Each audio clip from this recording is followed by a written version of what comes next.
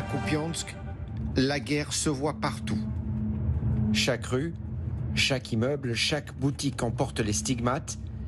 Les bombardements sont violents, quotidiens. Les combats ont lieu aux portes de la ville et ne faiblissent pas. C'est ce que nous explique le chef de la police locale, carte à l'appui. Depuis que l'offensive de Koursk a débuté, ça a peut-être calmé les choses autour de Vovchansk. Mais ici, ça a été l'opposé. Les offensives ont redoublé.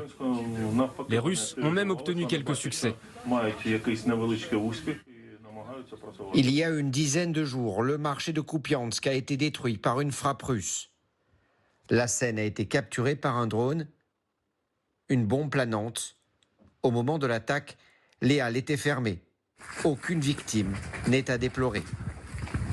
Moscou dit avoir visé une cible militaire. Lorsque nous nous rendons sur place, rien qui ne puisse le suggérer, c'est la deuxième fois que ce marché était visé. Il venait d'être en partie reconstruit. À Kupiansk, les ventes se font désormais souvent à la sauvette. À l'avant les quelques légumes qu'elle cultive, elle n'envisage pas de s'en aller. C'est juste difficile de partir de ma maison, de ma ville natale.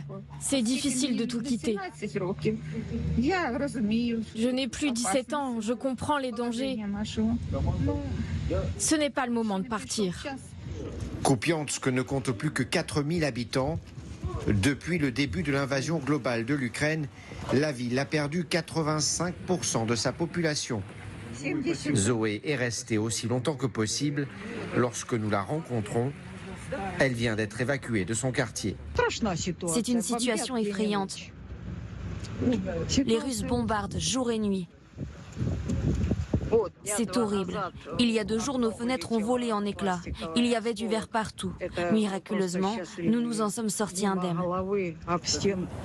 Selon les autorités locales, les Russes ne sont désormais plus qu'à 4 km des faubourgs de la ville.